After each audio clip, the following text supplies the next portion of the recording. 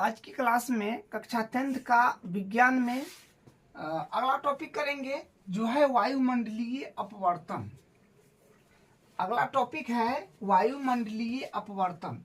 देखिए वायुमंडल में भी अपवर्तन होता है, तो पहला हम लोग इसमें वायुमंडलीय अपवर्तन में पढ़ेंगे गर्म हवा के कारण अपवर्तन।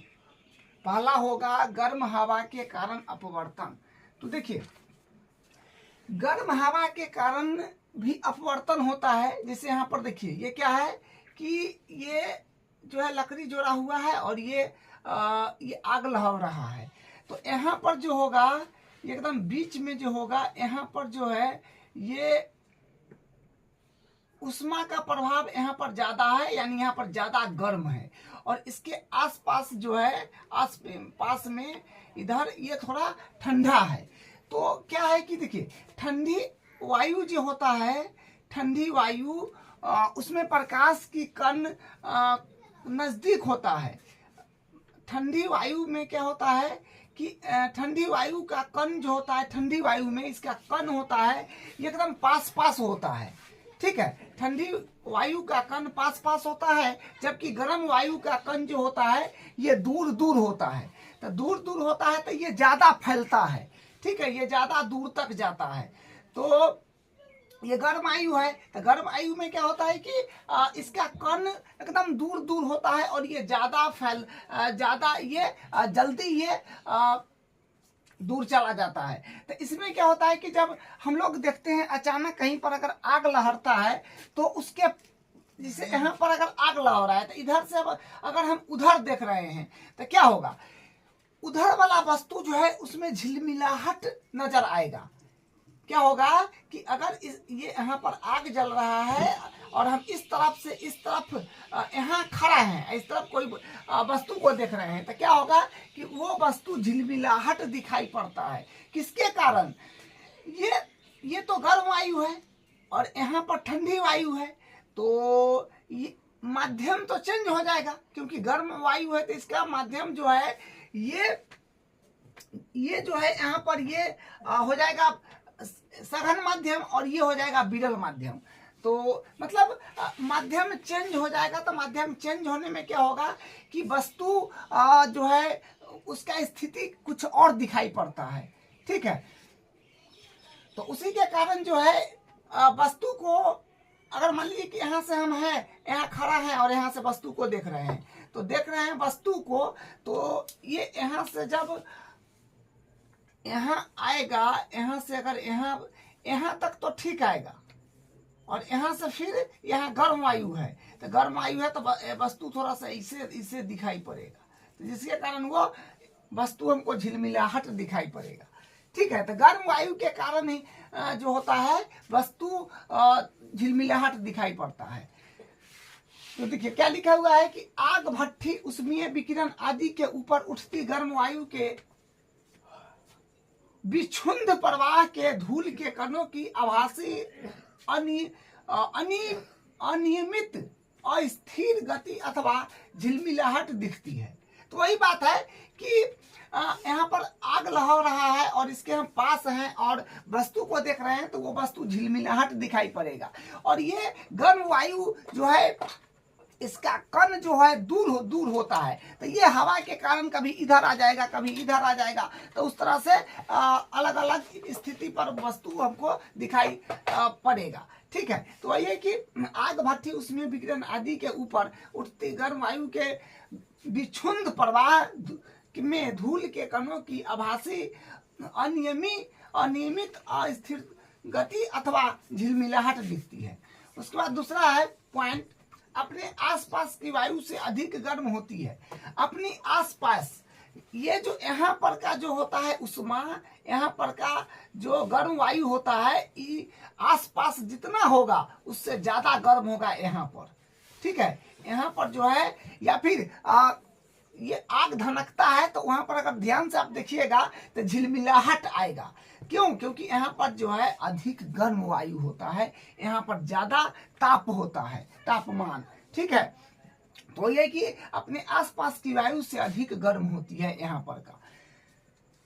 अगला पॉइंट है आग के तुरंत ऊपर की वायु अपने आसपास की वायु से अधिक गर्म होता है। हाँ, तो आग के तुरंत ऊपर की वायु अपने आसपास की वायु से अधिक गर्म होता है। यहाँ का सबसे ज्यादा गर्म होता है।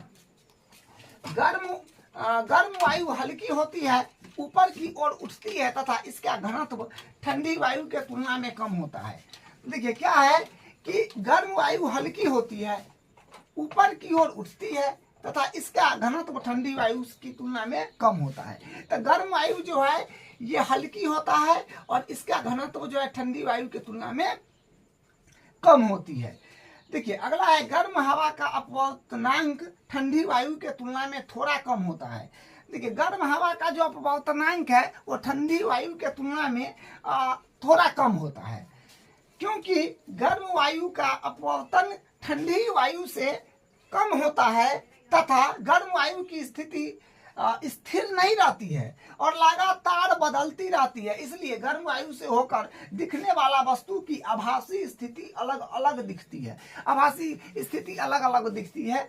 तो देखिए ये गर्म हवा है, ये यहाँ पर सबसे ज्यादा हीट है, गर्म है। तो ये जो है ना इसका स्थिति एक जगह फिक्स नहीं रहता है, कभी थोड़ा इधर हो जाएगा, कभी थोड़ा इधर हो जाएगा। उसके कारण जो वस्तु का जो हम लोग देखते हैं वो वस्तु का स्थिति थोड़ा सा इधर उधर दिखाई पड़ता है, झिलमिलाहट जैसे इधर उधर। ठीक है, तो वही बात है कि क्योंकि गर्म वायु का अपवर्तन ठंडी वायु से कम होता है, गर्म वायु की स्थिति स्थिर नहीं रहती है। गर्म वायु की जो स्थिति है स्थिर नहीं रहती है, क्योंकि इसका कण तो एकदम दूर दूर होता है। तो ये जो है हवा के झोंका से कभी इधर कभी उधर कभी उधर ये जो है होते रहता है, तो स्थिर नहीं रहती है और लगातार बढ़ती रहती है। इसलिए गर्म वायु से होकर दिखने वाली वस्तु की आभासी स्थिति अलग अलग दिखाई पड़ती है। आभासी स्थिति मतलब एक्चुअल में वस्तु जो है मान लीजिए यहाँ पर है, लेकिन हमको यहाँ पर दिखाई पड़ रहा है, ये गर्म वायु के कारण। ठीक है, वो बात है। तो देखिए दूसरा फिर वायुमंडलीय अपवर्तन में दूसरा क्या है, तारों का टिमटिमाना। तो तारों का टिमटिमाना क्या है, देखिए तारों का टिमटिमाना पहले हम एक डायग्राम बनाएंगे, जिसमें देखिए डायग्राम में क्या होगा कि ये है अपना धरती माता, ये धरती है और धरती के आसपास बहुत सारा वायुमंडल होता है। ठीक है, बहुत सारा वायुमंडल होता है। तो ये अपना जो है ये ब्लू, यहाँ जो है ये ब्लू डॉट लाइन से गोल किया हुआ है, ये वायुमंडल है और ये पृथ्वी है। ठीक है, तो ये बहुत मतलब पृथ्वी के आसपास बहुत सारा वायुमंडल होता है, लेकिन जो पृथ्वी के पास वायुमंडल होता है वहां का कण जो है ये नजदीक होता है। ठीक है, और जितना ही ऊंचा ऊपर जाने के बाद वायुमंडल का कण जो है वायु का कण ये दूर दूर होने लगता है, क्योंकि ग्रेविटीज फोर्स ऊपर कम हो जाता है, गुरुत्वाकर्षण कम हो जाता है, नीचे गुरुत्वाकर्षण ज्यादा रहता है। ठीक है, तो देखिए तो ये है वायुमंडल और ये है पृथ्वी। तो देखिए यहाँ पर जो है अपने पास में ये तारा है, तारा तो बहुत ज्यादा दूर है, बहुत दूर है, सूर्य से भी ज्यादा दूर है। ठीक है, तो ये है तारा। तो हम यहाँ से मान लीजिए कि देख रहे हैं तारे को, तो तारे को देख रहे हैं तो एकदम तनका सा बिंदु दिखाई पड़ता है, छोटा सा बिंदु दिखाई पड़ेगा, एकदम तनका को बिंदु दिखाई पड़ेगा, क्योंकि बहुत दूर है। तो बहुत दूर है तक बिंदु के रूप में दिखाई पड़ता है, तो बिंदु के रूप में दिखाई पड़ता है। तो देखिए हम यहाँ से दिख रहे हैं, तो देख रहे हैं तो एक्चुअल में ये जो है ये यहाँ तक तो आएगा, यहाँ तक, यहाँ से इसका प्रकाश यहाँ तक आया। ठीक है, क्योंकि ये वायुमंडल है, तो वायुमंडल है तो इसका अभिलंब भी होगा। तो अभिलंब होगा तो क्या होगा, ये तो वायुमंडलीय तो गोला है, तो गोला है तो ये इसका जो है त्रिज्या अभिलंब होता है, तो ये यहाँ पर अभिलंब है, लेकिन हम यहाँ से देख रहे हैं। तो उसके बाद ये क्या होगा कि ये माध्यम, और क्योंकि माध्यम तो दूगो हो जाएगा, यहाँ पर वायु है और यहाँ पर ये तो वायु है जो कि सघन माध्यम हो जाएगा, और ये निर्वात है तो ये क्या हो जाएगा, ये तो विरल माध्यम होगा।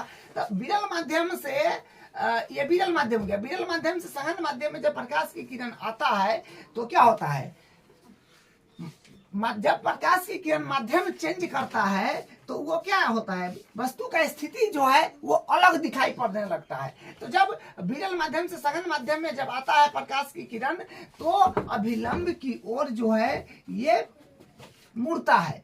तो देखिए यहाँ पर ये जो है ये हमारे पास ये मतलब तारा ये है, तो तारा ये है, लेकिन यहाँ से हमको यहाँ दिख रहा है तारा, देखिए यहाँ पर दिख रहा है, ठीक है। तो यही अपवर्तन है। अपवर्तन के कारण तारा का जो एक्चुअल में जो पोजीशन है वो नहीं दिख करके वो कहीं और दिखता है, ठीक है। तो ये इसके कारण होता है। तो ये इसका डायग्राम है। तो क्या लिखा हुआ है देखिए, तारों का टिमटिमाना, ये प्रश्न 10 है, ठीक है। प्रश्न 10 में ये आंसर आप लिख दीजिएगा डिटीज कि तारे क्यों टिमटिमाते हैं। तो तारों का टिमटिमाना जो अपना टॉपिक है वो की है, लेकिन प्रश्न 10 में क्वेश्चन है कि तारे क्यों टिमटिमाते हैं, तो यही आंसर उसमें भरा जाएगा, ठीक है।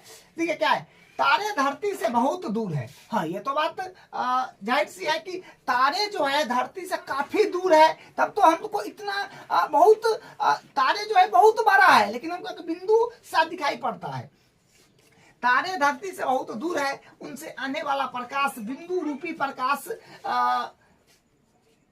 बिंदु रूपी प्रकाश मतलब देखिए बिंदु रूपी प्रकाश आता है या बिंदु रूपी प्रकाश करता है। देखिए क्या है कि ये तारा है, तो ये तारा से आपको एक बिंदु जैसा एक प्रकाश आती हुई आपको नजर पड़ेगा, ठीक है, क्योंकि इतना दूर है कि एक बिंदु जैसे तारा बुझाता है और वहां से एक प्रकाश आपको लगेगा कि एक ही प्रकाश उसमें है, ठीक है। तो वही कि तारे धरती से बहुत दूर है, उसमें आने वाला प्रकाश बिंदु रूपी प्रकाश है, ठीक है। जब तारों का बिंदु रूपी प्रकाश पृथ्वी के वायुमंडल में प्रवेश करता है, तारों का जो बिंदु रूपी प्रकाश है, ठीक है, तारों का जो बिंदु रूपी प्रकाश है वो पृथ्वी के वायुमंडल में प्रवेश करता है तो इसका वायुमंडलीय अपवर्तन आरंभ हो जाता है तथा यह अभिलंब की ओर मुड़ने लगता है, क्योंकि वायुमंडल निर्वात की तुलना में प्रकाशीय सघन माध्यम है। तो आपको पता है कि ये देखिए ये एक बिंदु रूपी है और ये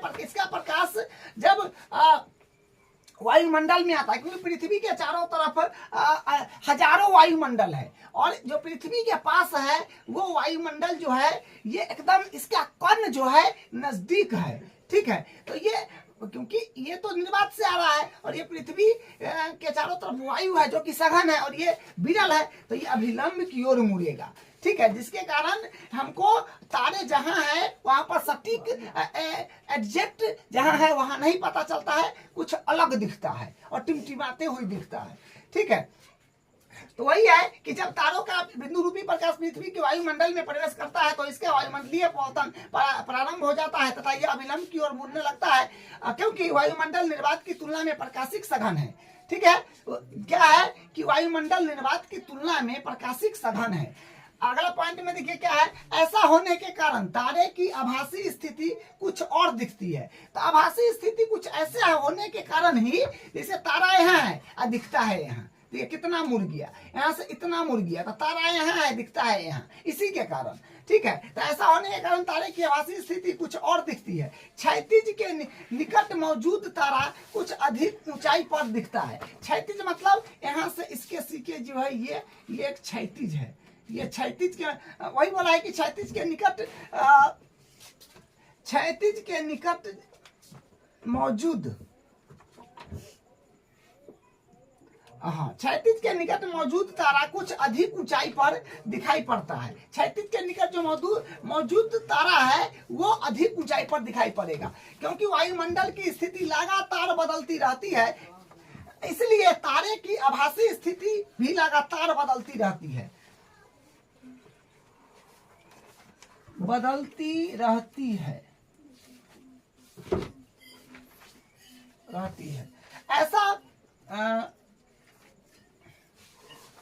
ऐसा प्रतीत होता है कि तारे टिमटिमाते हैं जबकि वास्तव में तारे नहीं टिमटिमाते हैं। तो ये सब जो है ना प्रकाशिक मतलब वायुमंडलीय अपवर्तन के कारण होता है। ये सब तारों का टिमटिमाना जो हम लोग को दिखाई पड़ता है, जो तारे टिमटिमाते हैं लेकिन तारे टिमटिमाते नहीं है।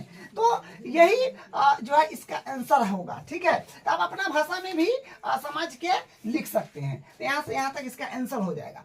अब है तीसरा, ग्रहों का टिमटिमाना।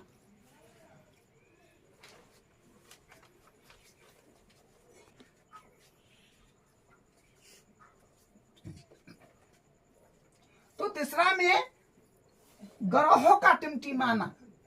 तो देखिए ग्रहों का टिमटिमाना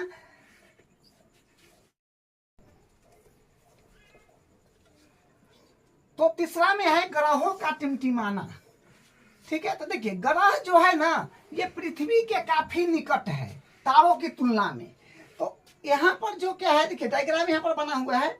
तो ये तारों की तुलना में जो है ग्रह पृथ्वी के काफी नजदीक है और इससे जो है ये बहुत सारे प्रकाश यहाँ से निकलती हुई प्रतीक होती है। ठीक है, देखिए क्या है डिफिनेशन, तारों की तुलना में ग्रह धरती से बहुत पास में है जिस कारण उनसे आने वाला प्रकाश बिंदु रूपी नहीं, ग्रह को हम अनेक बिंदु आकार के प्रकाश स्रोत का पुंज मान सकते हैं। मतलब यहाँ से जो है अनेक प्रकाश की निकलती हुई प्रतीक होती है क्योंकि ये तो पृथ्वी के करीब है और ये इससे बहुत सारा प्रकाश निकलता है। ठीक है, तो वही कि ग्रह से आने वाली अनंत प्रकाश की किरणों का औसत अपवर्तन नगण्य होता है, अर्थात होने वाला अपवर्तन ग्रह की स्थिति को बदलने के